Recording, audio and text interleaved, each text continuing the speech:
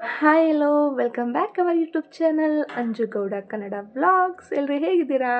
I hopes ಎಲ್ಲರೂ ಚೆನ್ನಾಗಿದ್ದೀರಾ ಅಂತ ಭಾವಿಸ್ತಾ ಈ ವ್ಲಾಗ್ನ ಸ್ಟಾರ್ಟ್ ಮಾಡ್ತಾ ಇದ್ದೀನಿ. ಈ ವ್ಲಾಗ್ ಸ್ಟಾರ್ಟ್ ಆಗೋಕ್ಕಿಂತ ಮುಂಚೆ ನಿಮ್ಮ ಹತ್ರ ಥ್ಯಾಂಕ್ಸ್ ಹೇಳೋಕ್ಕೆ ಇಷ್ಟಪಡ್ತೀನಿ. ಯಾಕೆ ಥ್ಯಾಂಕ್ಸ್ ಅಂತ ಅಂದರೆ, ಗೈಸ್ ನನಗೆ 100 ಸಬ್ಸ್ಕ್ರೈಬರ್ಸ್ ಆಗಿದ್ದಾರೆ. ಅದಕ್ಕೆ ಥ್ಯಾಂಕ್ ಯು ಸೋ ಮಚ್. ನನಗೆ ಯಾರೆಲ್ಲ ಸಬ್ಸ್ಕ್ರೈಬ್ ಮಾಡ್ಕೊಂಡಿದ್ದಾರೆ ಅವ್ರಿಗೆಲ್ಲ ನನ್ನ ಕಡೆಯಿಂದ ಧನ್ಯವಾದಗಳು. ಸೊ ನೀವು ಅನ್ಕೋಬೋದು, ಏನಿದು 100 ಸಬ್ಸ್ಕ್ರೈಬರ್ಸ್ಗೆಲ್ಲ ಇವಳು ಇಷ್ಟೊಂದು ಖುಷಿ ಪಡ್ತಾ ಇದ್ದಾಳೆ ಅಂತ. ಹೌದು ಗೈಸ್, ನನಗಂತೂ 100 ಜನ ಸಬ್ಸ್ಕ್ರೈಬ್ ಆಗಿರೋದು 1000 ಜನ ಆಗಿರೋ ಥರನೇ ಫೀಲ್ ಆಗ್ತಿದೆ. ಒಬ್ಬೊಬ್ಬರಾದ್ರೂ ನನಗೆ ತುಂಬ ಖುಷಿಯಾಗುತ್ತೆ, ಇವತ್ತೊಬ್ಬರಾದ್ರು ನಾಳೆ ಒಬ್ಬರಾದ್ರು ಅಂತ.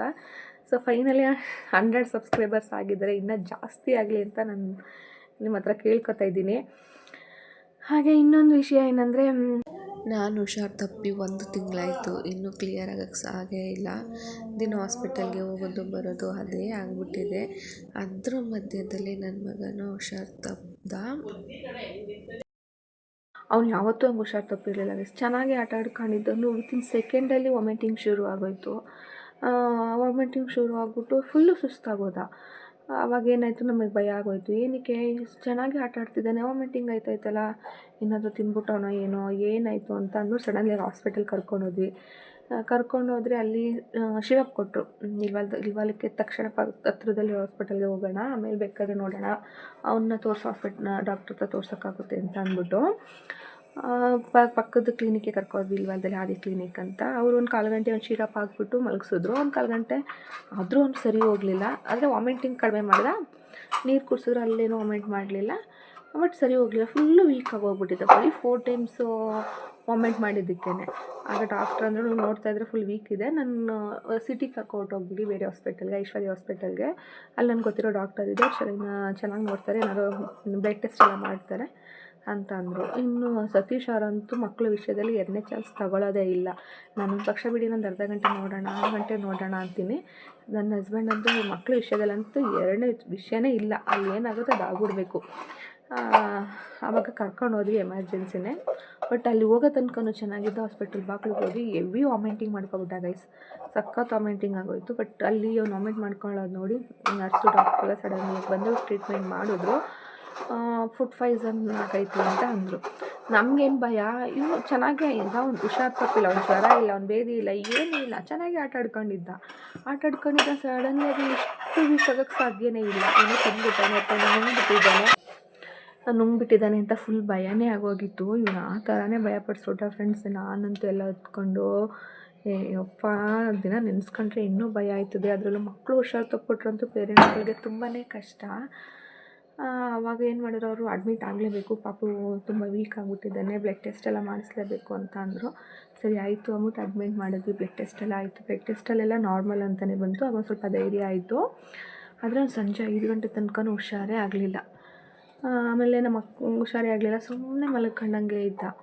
ನಮಗೂ ಭಯ. ನಮ್ಗೆ ಈ ಥರ ಏನಾದ್ರು ಪ್ರಾಬ್ಲಮ್ ಆದ ತಕ್ಷಣ ನಮ್ಮ ಅಕ್ಕ ಆಫೀಸಲ್ಲಿ ಸರ್ ಮತ್ತು ಮೇಡಮ್ ಇದ್ದಾರೆ, ಸೈಕಿಯಾಟ್ರಿಸ್ಟು. ಅವ್ರನ್ನ ನಮ್ಗೆ ಏನೇನು ಸಣ್ಣ ಪುಟ್ಟ ಪ್ರಾಬ್ಲಮ್ಸ್ ಬಂತು ಅಂದರೆ ಅವ್ರನ್ನ ಕೇಳ್ತೀವಿ. ಅವ್ರಿಗೂ ಏನಾದ್ರು ಸಜೆಷನ್ ಹೇಳ್ತಾರೆ. ಅವ್ರಂದರೆ ಏನೂ ಪ್ರಾಬ್ಲಮ್ ಆಗೋಲ್ಲ, ಒಂದು 5 ಗಂಟೆ ತನಕ ಇರಿ, 5 ಗಂಟೆ ಆದಮೇಲೆ ಹುಷಾರಾಗ್ತಾನೆ ಅಂತ ಹೇಳಿದ್ರು. ಅವ್ರು ಹೇಳ್ದಂಗೆ 5 ಗಂಟೆ ಕರೆಕ್ಟಾಗಿ ಹುಷಾರಾದ ಫ್ರೆಂಡ್ಸ್. ಸುಮ್ಮನೆ ಇರಬೇಕು ಅಲ್ಲಿ ನೋಡಲಿ, ಹುಷಾರಾದ. ಸುಮ್ಮನೆ ಮಲಗಿದ್ದನು ನಮ್ಮ ಅಕ್ಕನ ಮಗಳು ಹೋಗಿ ತನ್ನಿ ಅಂತ ಎದ್ದೊಳಿಸಿದಷ್ಟೇ, ಫುಲ್ ಆ್ಯಕ್ಟಿವ್ ಆಗೋದ. ಆವಾಗಷ್ಟೇ ನಮಗೆ ಬೇಜಾರಂತೂ ಏನೂ ಆಗಿಲ್ಲ, ಖುಷಿಯಾಗಿ ಚೆನ್ನಾಗಿದ್ದಾನೆ ಅಂತ ಅಂದ್ಬಿಟ್ಟು. ಆ ಕಾರಣದಿಂದ ನಾನು ವ್ಲಾಗ್ನ ಅಪ್ಲೋಡ್ ಮಾಡೋಕ್ಕೂ ಆಗಲಿಲ್ಲ, ವೀಡಿಯೋನೂ ಮಾಡೋಕ್ಕಾಗಲಿಲ್ಲ. ಮಕ್ಕಳು ಹುಷಾರು ತಪ್ಪಿದ್ರೆ ನಿಮಗೆ ಗೊತ್ತಲ್ಲ ಎಷ್ಟು ತೊಂದರೆ ಆಯ್ತದೆ ಅಂತ ಅಂದ್ಬಿಟ್ಟು. ಹಾಯ್ ಮಾಡು ಮಗನೇ ಹಾಯ್. ಈ ಕಡೆ ಎಲ್ಲ ತೊಂದರೆ ಕೊಟ್ಟೆ, ಇವಾಗ ಇಲ್ಲಿ ಬಂದು ಕೂತ್ಕೊಂಡವ್ರೆ, ಹಾಗಾಗಿ ಮಾಡೋಕ್ಕಾಗಲಿಲ್ಲ. ನೆಕ್ಸ್ಟು ನಾನು ಟ್ರೈ ಮಾಡ್ತೀನಿ ಗೈಸ್. ಒಂದು ಡೈಲಿ ವ್ಲಾಗ್ ಮಾಡೋಕ್ಕಾಗಲಿಲ್ಲ ಅಂದರೂ ಒಂದಿನ ಬಿಟ್ಟು ಒಂದಿನಾದರೂ ಅಪ್ಲೋಡ್ ಮಾಡ್ತೀನಿ. ಹಾಗೆ ನನ್ನ ಚಾನಲ್ ಸಬ್ಸ್ಕ್ರೈಬ್ ಮಾಡ್ಕೊಂಡು 100 ಸಬ್ಸ್ಕ್ರೈಬರ್ಸ್ಗೆ ಮತ್ತೆ ಥ್ಯಾಂಕ್ಸ್ ಹೇಳ್ತಾ ಇದ್ದೀನಿ. ಬನ್ನಿ ಇವತ್ತಿನ ದಿನ ಹೇಗಿರುತ್ತೆ ಅಂತ ನೋಡೋಣ. ಯಪ್ಪ, ಇವತ್ತಂತೂ ತುಂಬ ಜೋರು ಮಳೆ. ಅಲ್ಲಿ ಊರಿಂದ ಬರಬೇಕಾದ್ರೆ ಮಳೆನೇ ಇರಲಿಲ್ಲ. ಫುಲ್ ಸಿಟಿ ಒಳಗಡೆ ಬರ್ತಾ ಫುಲ್ಲು ಜೋರಾಗಿತ್ತು. ಕಾರ್ ಡ್ರೈವೇ ಮಾಡೋಕ್ಕಾಗ್ತಿರ್ಲಿಲ್ಲ. ಈ ಮಳೆಗಳಲ್ಲಂತೂ ಹೊರಗಡೆ ಹೋಗೋದು ತುಂಬಾ ಬೇಜಾರು ಗೈಸ್. ಯಾರೊತ್ತಿಗೆ ನನಗಂತೂ ದಿನ ಹೋಗಿ ಬೇಜಾರಾಗ್ಬಿಟ್ಟಿದೆ. ಹಾಗೆ ಮಧ್ಯಾಹ್ನ ಊಟ ಮಾಡಿರಲಿಲ್ಲ ಅಂತ ಅಂದ್ಬಿಟ್ಟು ಡ್ರೈ ಫ್ರೂಟ್ಸ್ನ ತೊಗೊಂಡು ಬಂದಿದ್ದೆ. ಮನೆಯಲ್ಲೇ ಇತ್ತು ಡ್ರೈ ಫ್ರೂಟ್ಸು. ಸತ್ಯವ್ರಿಗಂತೂ ನನಗಂತೂ ಇಬ್ಬರಿಗೂ ಡ್ರೈ ಫ್ರೂಟ್ಸ್ ಅಂದರೆ ಸಖತ್ ಇಷ್ಟ. ಎಷ್ಟೇ ಒಂದು ಬಾಕ್ಸ್ ಇದ್ರೂ ಒಂದೇ ದಿನಕ್ಕೆ ಖಾಲಿ ಮಾಡಿಬಿಡ್ತೀವಿ. ಹಾಗೆ ಚಳಿಗೆ ಡ್ರೈ ಫ್ರೂಟ್ಸ್ ತಿನ್ಕೊಂಡು ಮಳೆ ನೋಡ್ಕೊಂಡು ಹೋದ್ವಿ. ಇನ್ನೂ ಹೋಯ್ತಾನೇ ಇದ್ದೀವಿ ನಾವು ಹಾಸ್ಪಿಟ್ಲಿಗಂತೂ. ಹಾಸ್ಪಿಟ್ಲು ಯಾವತ್ತು ಮುಗೀತದೋ ಅಂತಲೂ ಗೊತ್ತಿಲ್ಲ.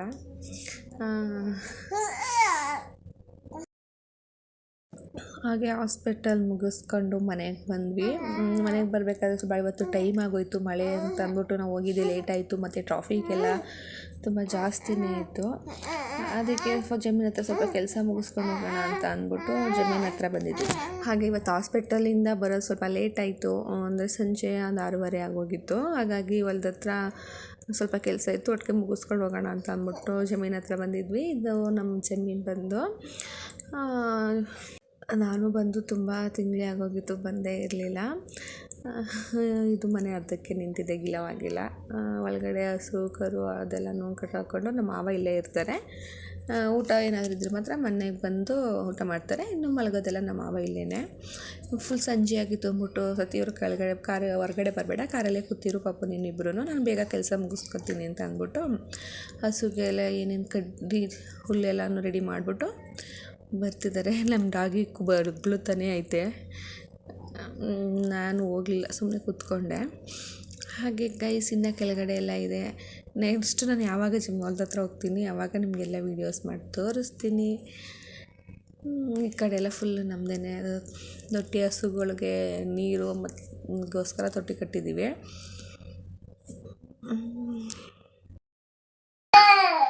ನಿಮ್ಮ ಮನೆಯಲ್ಲೂ ಮಕ್ಳು ಹಿಂಗೆ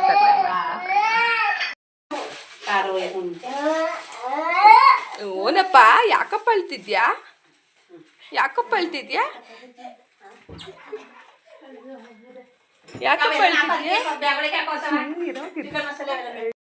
ಅವ್ರ ಪಪ್ಪ ಬಂದು ಊರಿಗೆ ಕರ್ಕೋಗ್ಲಿಲ್ಲ ಅಂತ ಇಷ್ಟೊಂದು ದಾರಿ ಚಂಡಿ ಮಾಡ್ಕೊಂಡಿದ್ದ. ಅವನು ಒಂದ್ಸಲ ಅಳೋದೇ ತಡ, ಅವ್ರು ಎಲ್ಲಿದ್ರು ಓಡ್ ಬಂದು ಕರ್ಕೊಂಡು ಹೊಂಟಿರ್ತಾರೆ. ಅದಕ್ಕೆ ಕರ್ಕೊಂಡು ಹೋಗ್ತಾಯಿದ್ದಾರೆ. ನೋಡಿ ಇವಾಗ ಎಷ್ಟು ಸಮಾಧಾನವಾಗಿದ್ದಾನೆ ಅಂತಂದರೆ ಬಾಯ್ ಹೇಳ್ಬಿಟ್ಟು ಖುಷಿಯಾಗಿ ಹೋಗ್ತಾನೆ. ಒಂದು ಸಲ ಊರಿಗೆ ಹೋಗಿ ಬರಬೇಕಷ್ಟೇ ಅವನು.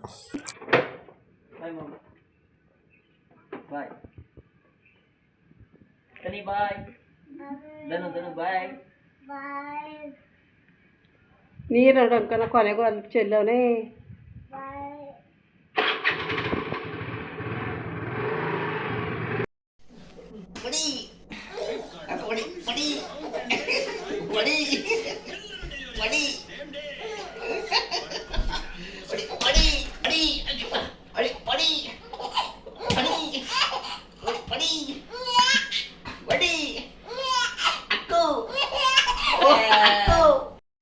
ಹಾಗೆ ಇದು ನೈಟು ಅವ್ರ ಊರಿಂದ ಹೋಗಿ ಒಂದು ರೌಂಡ್ ಆಟ ಆಡ್ಕೊಂಡು ಬಂದ. ಇವನಿಗೆ ಹೊಡಿತು ಅಂದರೆ ಸಾಕು ಪಾಪು ನಗ್ತಾ ಇದ್ದ. ಅದಕ್ಕೆ ಅಪ್ಪ ಸುಮ್ಮನೆ ತಮಾಷೆಗೆ ಅವನಿಗೆ ಹೊಡಿ ಅಂದ್ಕೊಂಡು ನಡೆಸ್ತಾಯಿದ್ರು. ಇವ್ನಿಗೆ ಹೊಡಿತು ಅಂದರೆ ಅವ್ನು ನಗೋನು. ಸೊ ಚೆನ್ನಾಗಿತ್ತು ಅವರಿಬ್ಬರು ಆಟ ಆಡ್ತಿರೋದು. ಎಷ್ಟು ಚಂದ ಅಲ್ವಾ ತಾತ ಮೊಮ್ಮಕ್ಕಳು ಆಟ ಆಡೋದು ನೋಡಿ.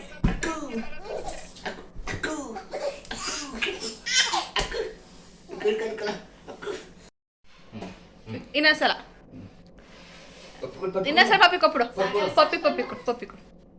ಹಾಗೆ ಈ ವ್ಲಾಗ್ನ ನಾನು ಇಲ್ಲಿಗೆ ಎಂಡ್ ಮಾಡ್ತಾಯಿದ್ದೀನಿ. ಯಾರೆಲ್ಲ ನನ್ನ ಚಾನಲ್ನ ಸಬ್ಸ್ಕ್ರೈಬ್ ಮಾಡದೆ ನೋಡ್ತಾ ಇದ್ದೀರಾ ಪ್ಲೀಸ್ ಬೇಗ ಹೋಗಿ ಸಬ್ಸ್ಕ್ರೈಬ್ ಮಾಡ್ಕೊಳ್ಳಿ. ನೆಕ್ಸ್ಟ್ ವೀಡಿಯೋದೊಂದಿಗೆ ಸಿಗ್ತೀನಿ. ಟೇಕ್ ಕೇರ್, ಬಾಯ್.